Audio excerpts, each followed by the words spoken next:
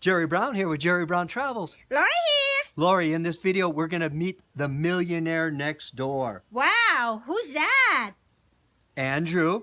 And Wow. yeah, Andrew has retired. He retired in his 40s, and he has written 2 books on finances and how to stretch out your money. And so this video is focused more on the people that have gotten to like us, where we've retired and we're living off of our Social Security. And he gives us some suggestions how to stretch out that money much further and not be in a panic about your finances and money like that. So I wanted to present you with this video because I think it's that important that we can give you videos on low rents and where to travel cheap and all that other stuff. But if you haven't prepared for your retirement or you're thinking about retirement, I think this video will really help you out. Yeah, some people can understand, some people cannot. But, focus on that video and it will help you a lot. Yeah, so that's our idea. One more note here. We're in Mexico, and so you may hear some rockets. Bang, bang, bang. Oh, yeah, Mexico, they do a lot of celebration. Yeah, so the celebrations are going on at this time of year. So you hear these bangs going off, so don't freak out. That's what it's all about. So let's get on with the interview with Andrew.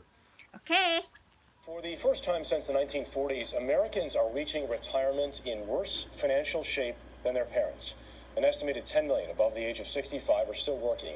That is a number that has more than doubled. Jerry Brown here with Jerry Brown Travels, and I want to introduce you to Andrew here. This video is going to be a bit about financial planning, retirement planning, and I want you to know I'm not a financial planner at all. Now, Andrew, are you a financial planner? I'm a financial journalist. A financial journalist. Now, explain that.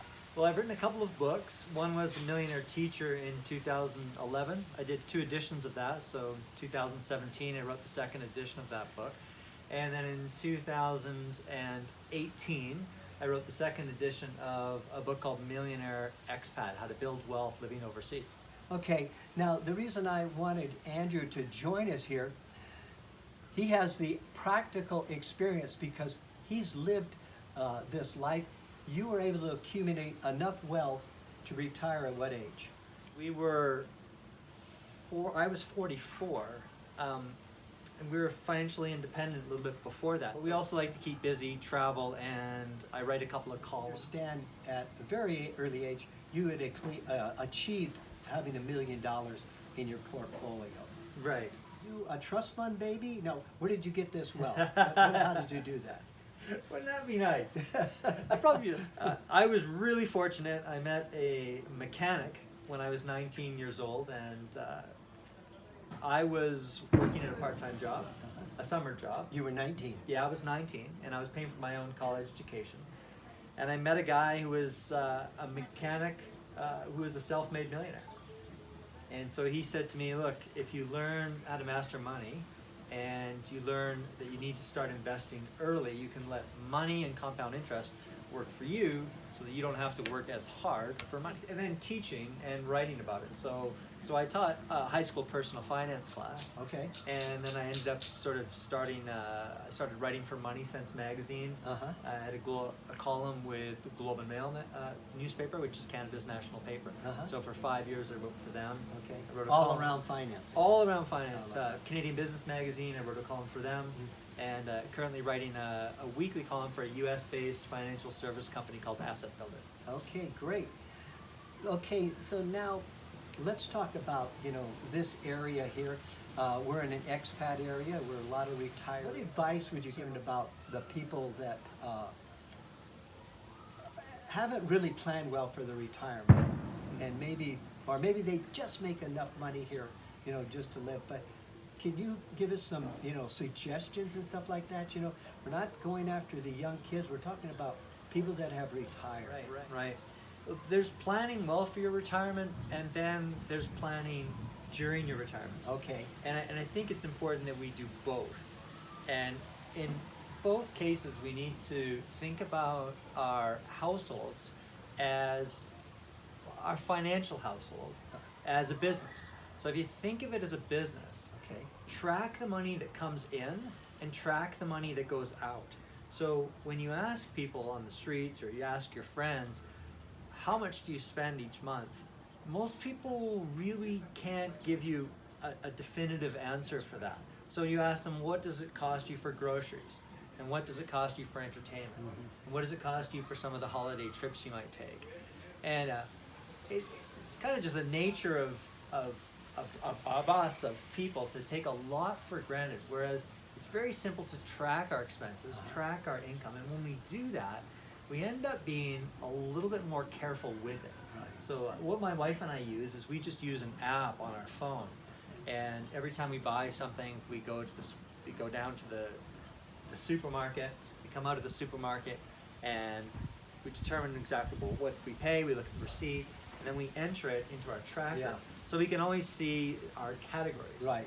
And so when I talk about planning during retirement, the key really is having or ensuring that we spend less than we make, even when we're retired. Spend less than you make, or in the case about somebody here, less than what maybe they're getting off Social Security, Correct. or a pension, or something like that.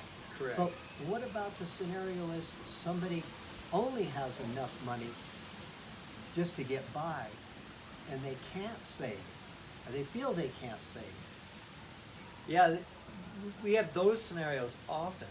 But when you ask those people to track every penny, what ends up happening is this. They feel like, okay, well, I have to spend all of it. I mean, I can't live on less. And then once they start tracking everything they're spending, they start looking at certain items like, hey, look how much I'm actually spending eating out.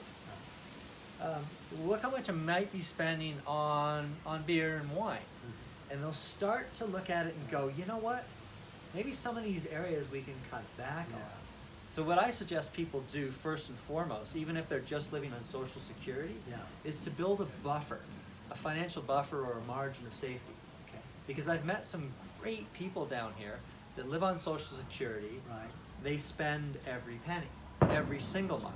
What happens then is they could get themselves into a little bit of a pickle, whereby when they need some kind of, perhaps it's a medical emergency, or they need to fly home to see a loved one who might be critically ill, and they don't have this at least a 3-month living expense buffer put aside in cash that they always have access to. So I think it's really important that everybody, even the retirees, ensure that they're spending less than they're earning, so they're putting money away. That's great advice. I know, as an example, one of the things Andrew talked about, a calculator, and not a calculator, but he has an app for his tracking his expenses. You don't need to be that fancy. I have a little book that I carry around, and Lori and I log everything in the little book. We have the categories. That's why to our audiences, every once in a while, Andrew, I will we'll post a video. We show them what we spend, you know, and that way we can track it. And then if we're seeing we're spending too much money on one category, then we need to cut back on that there. Now the other question is, somebody takes that little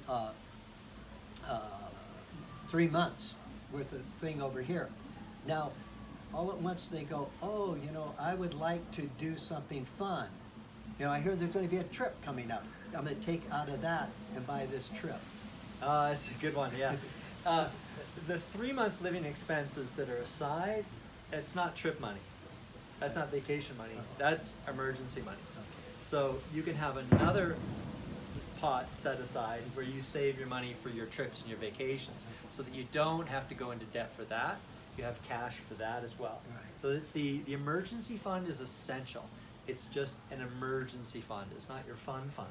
That's the emergency fund. So people that are down here and but I still think there's going to be a challenge for that couple that you mentioned, that they spend everything. How are they?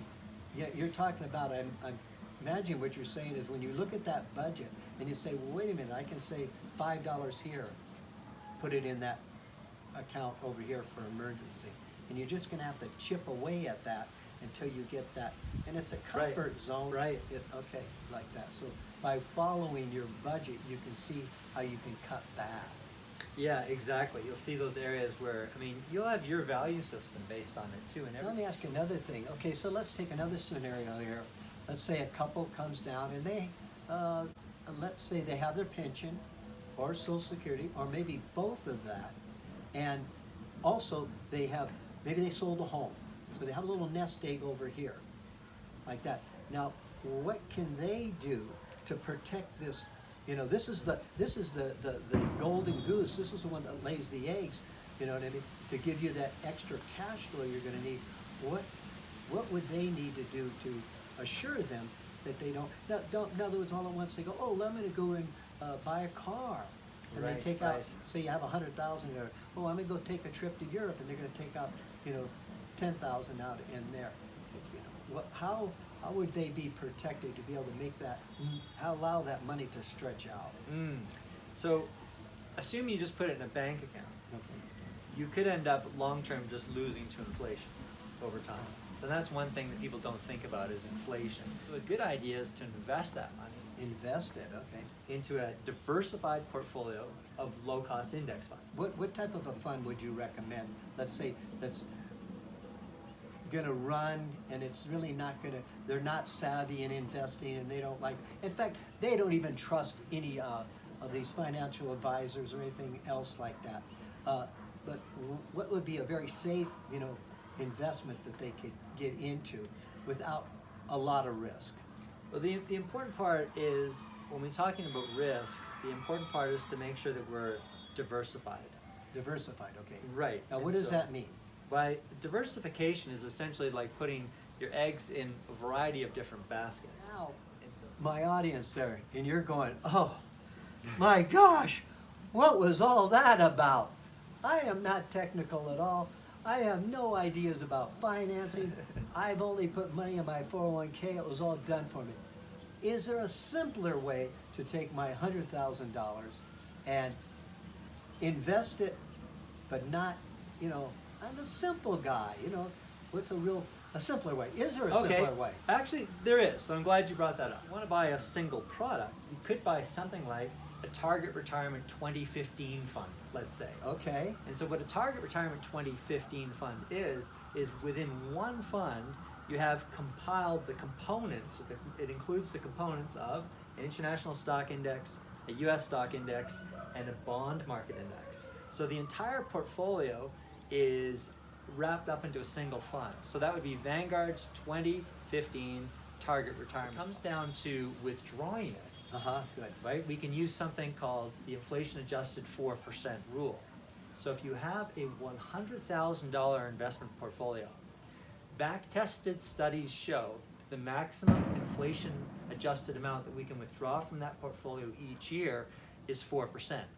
So this is what that means. Okay, so now let's take that $100,000. Right. Okay, now what does that mean about withdrawal?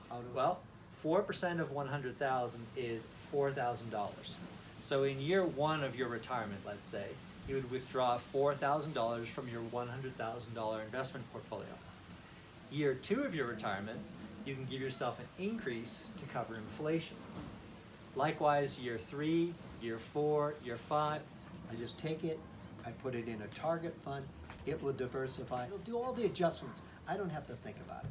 Right. So what Vanguard will do with that portfolio is once a year, all they will do is they will reallocate back to the original allocation. Okay. Simplified target fund, I put my 100,000. Now, okay, Yeah. now I need to take out that $4,000 a year. How Right. does that work? So at the beginning of the year, you would just withdraw $4,000 from your Vanguard Target Retirement Okay, Fund. and okay, so just in recap, what I understood you to say is for somebody who's already retired, somebody that's, has maybe a pension or Social Security, whatever, keep a log on what you spend. Right. You got to know what you spend. Definitely. And then live it with under that preferably, and then make sure you have 3 months of your household living locked up, that it's only used for emergencies. Correct. Okay, and that's so emergencies like that. And you should be able to access that at any time without any kind of penalty. Okay, then what about, then also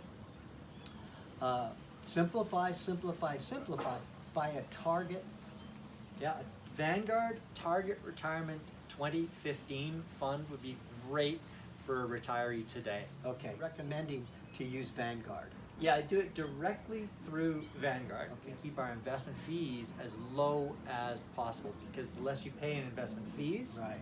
the more money you're going to make. I hope that this helps you to look at money maybe in a different way and to monitor your money and just be wise. Andrew has written a book, a little advertisement here, Andrew. Tell our viewers here about your book. I wrote a book called Millionaire Teacher, and I've written 2 editions of that book. The second edition was published in 2017, and I was very fortunate with the book. It became an international bestseller in 2011. Wow. And the publisher, of course, wanted me to write other books, and I kept saying no, but then finally I ended up writing a book for expatriates, as I figured that we lived abroad. My wife and I lived in Singapore.